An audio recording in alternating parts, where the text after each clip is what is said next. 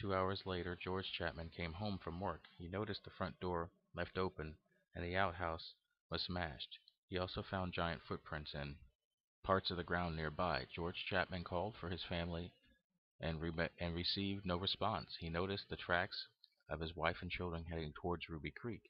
He followed the trail to see if any giant footprints had followed them. He could find none, and he went back to the cabin. He inspected the smashed outhouse door and found the family store of food had been scattered around and half eaten. A 55-gallon barrel of salt fish had been smashed open. He then traced the creature's footprints back to the woods. George Chapman figured the creature's tracks were about an hour old. He then went to his father-in-law's house where he found his family. They went back to their home with Chapman's father-in-law and some rifles. Miss Chapman's father stayed with his daughter and grandchildren while George Chapman went to work. The following night, the family would hear the creature's loud whistling call and find footprints the next day. The family noticed traces of the creature's visits for the next 5 nights before it stopped coming by the cabin. The Pacific Northwest gets the majority of Bigfoot sightings between California and Canada. This large expanse of forest mountains and lakes probably house the largest group of creatures in North America. Areas such as the Sequoia National Forest in California have had a lot of eyewitness reports come out of it, from hunters to hikers who report sightings and sometimes even smelling the creatures. The Native American Indians who live near the area have known of the creature's existence for many years and believe they live in the tunnels and caves that run for hundreds of miles through the Sierra in California. Susan Larson gives the account of hearing the scream of the creature outside of her window one night. When she heard the bone-chilling scream, she couldn't bring herself to go to the window to see if she could see or spot whatever was making the sound. She didn't realize at the time that she may have heard a Bigfoot until she went to a website that had a recording of an alleged Bigfoot scream.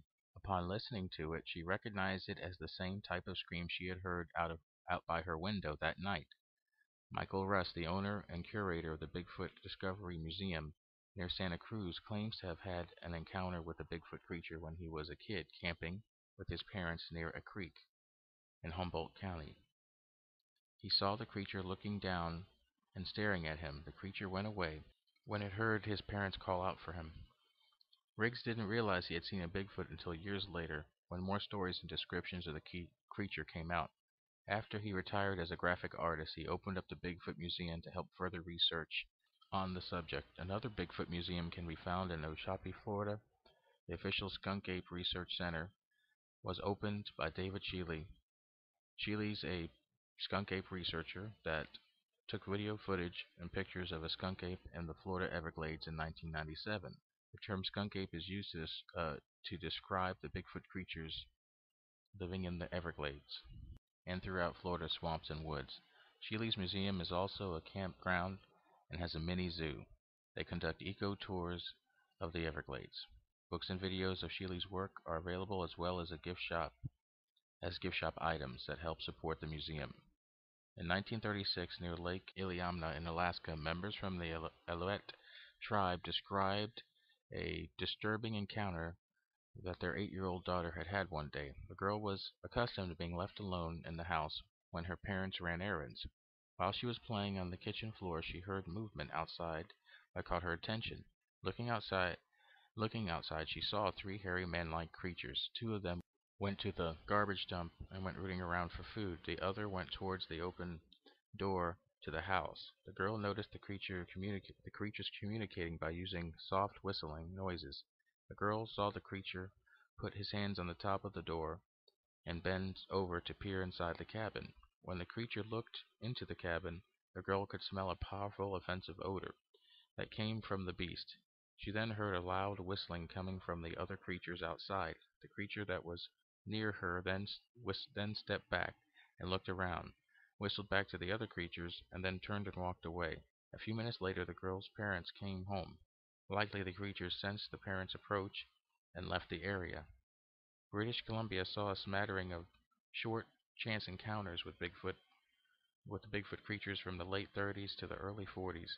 In 1931, Jane Patterson went to pick up some rhubarb that she had planted by an abandoned shack near her home in Bridesville, British Columbia.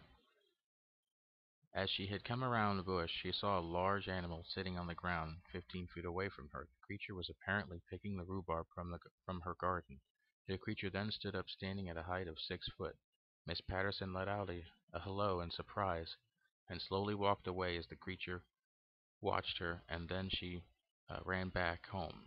In 1939, Burns Yeoman was prospecting near Harrison Lake in British Columbia. He claimed he saw at a distance of 5 Bigfoot creatures. 2 of the creatures were wrestling each other. The wrestling continued for half an hour until one of the creatures gave up and the group walked into the woods.